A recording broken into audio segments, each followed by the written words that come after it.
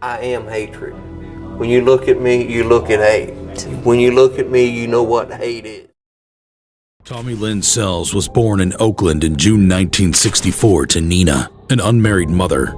He lost his twin sister to meningitis. Before he was 9 years old, he was molested by a man with Nina's consent. By 10 years, Tommy has already started using drugs. Tommy generally had a rough childhood and was abandoned by the rest of the family. By the time Tommy was just 14, he was living on the roads, a permanent drifter. Following a series of assaults and petty crimes, Tommy tried getting help from a mental health institute but wasn't successful. He then turned towards alcohol, and by 1982, he was also arrested for public drunkenness. Sells was a serial killer. He confessed that he committed his first murder when he was just 15 years old. The first time I did a shot of dope, it was the best feeling I ever had in my life. And the first time I killed somebody, it was such a rush. And it was just like that shot of dope. Every time I did it, it was that rush again. And I started chasing that high. Sells was involved in several crimes, from theft to assault and driving under the influence. He moved to St. Louis, Missouri in 1983, where he unapologetically killed a woman and her daughter with a baseball bat. Sells went on a killing spree, raping women, mutilating private parts, killing children, and assaulting the corpses of his victims. I like to use a knife. A gun is too violent, too noisy, but just fit my hand well. From Stephanie Stroh, who he strangled and dumped in the desert, to Keith Darden, who he shot in the head after Darden had offered him a ride. Sells killed without mercy. And I like to watch the eyes fade, the pupil fade. It's just like setting their soul free. He decimated Darden's family, killing his son, Peter, and attacking his wife, Elaine, who was pregnant with a child. The beatings Elaine received were so severe that she went into premature labor and gave birth to a daughter. Sells killed the newborn baby, raped the mother, mutilated her breasts, before eventually killing her. He then went on to sexually assault her corpse with the same baseball bat he used to murder her. He was also responsible for the attempted murder of Fabienne Witherspoon and Kayleen Harris. These survivors provided information that helped the police track down and arrest Sells in early 2000. In a murderous career that spanned 5 U.S. states and lasted for decades, Sells killed more than 15 confirmed people and confessed to several unconfirmed killings. I didn't want him to live through the pain I lived through. Sells, or the coast-to-coast killer, as he called himself, received the death penalty and declined to make any final statements or show remorse. I suffer more here than I'll ever suffer in that grave. I have to live with it every day now. When they kill me, at least I'll be free then. On April 3, 2014, a lethal dose of pentobarbital was given to him, and 13 minutes later, he was pronounced dead. I know if you're even sorry. Are you sorry for what you did? Michael Swanson. Born on May 11, 1993, Michael was only 17 when he killed 2 young women. His mother confessed that right from childhood, Michael had been a troubled kid. He had trouble sleeping and found it hard to interact with other children. He was always restless and was often aggressive toward his mother. The mother noted that by the time Michael was 11, his psychiatrist had given up on him. At 17, Michael traveled from Minnesota to Iowa to rob a store. There, he shot and killed Vicki Bowman Hall, an innocent store clerk. At this point, Michael was on a godless rampage. The teenager then went to another Iowa county, where he shot Sheila Myers, another innocent store clerk. When Michael was asked to recount what happened, he smirked and described the half-gasp and half-scream Sheila Myers made when he pulled the trigger. He confessed that it made him feel powerful. Michael showed no remorse from the arrest to the trial, casually replying to the policeman who was part of the team that arrested him. Because I didn't ask if you wanted a cigarette or anything like that. If I can, yeah. I guess some people just get shot when he was asked how he felt after the shooting. After his lawyers failed to convince the court that he had a mental illness, a doctor who puts in his report that without antipsychotic medication, he's going to rob people, he's going to use weapons and commit violent acts, yet they let him out without any kind of medication. Cold-blooded murder, young man.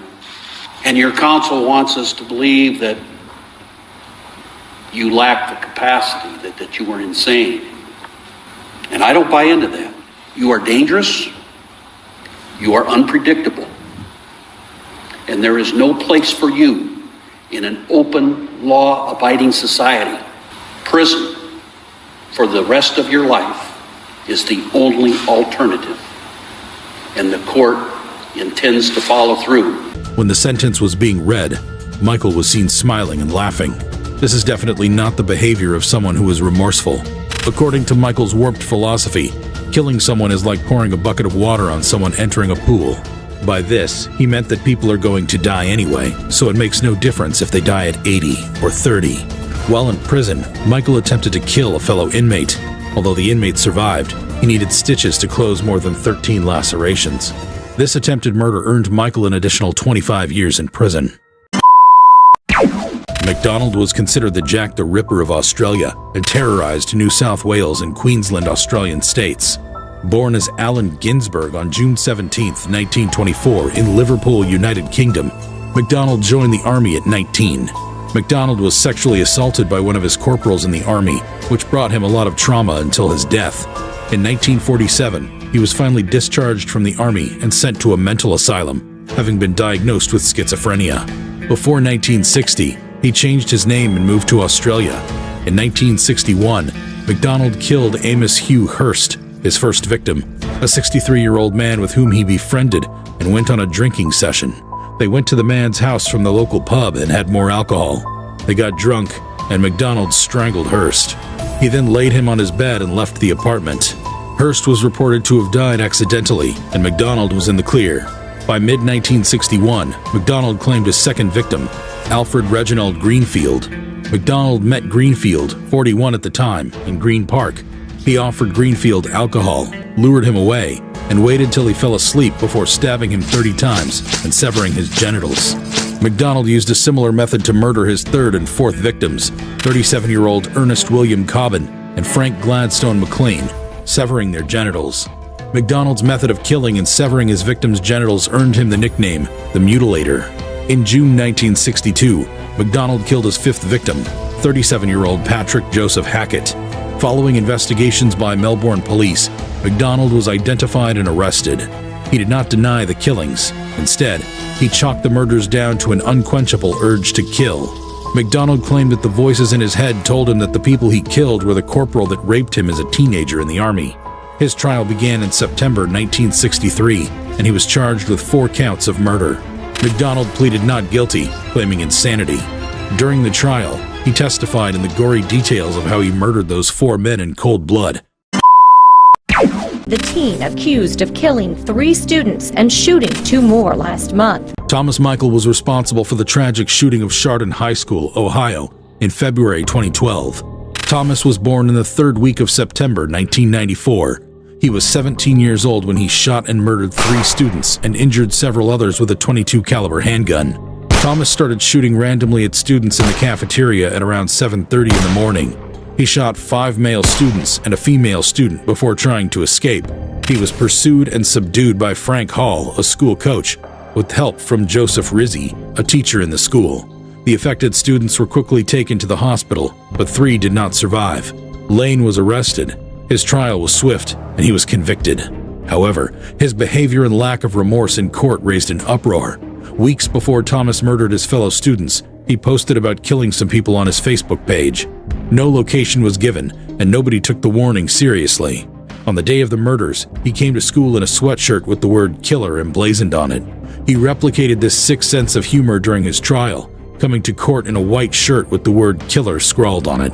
He recounted disrespectfully how he killed his victims, mocked the family members of the victims, and gave them the middle finger. He treated the whole trial as a joke, laughing and cursing the court. He was given 3 life sentences, 1 for each student he killed.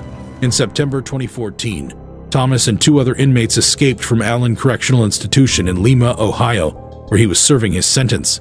The Chardon High School was shut down as a safety precaution, and less than 24 hours later, Thomas and his cohorts were recaptured. Thomas is now an inmate of Warren Correctional Institution in Youngstown, Ohio, a supermax prison. There, he'll see out the rest of his sentence in absolute confinement and isolation until his name is called to meet the judicial system's most unforgiving penalty, judicial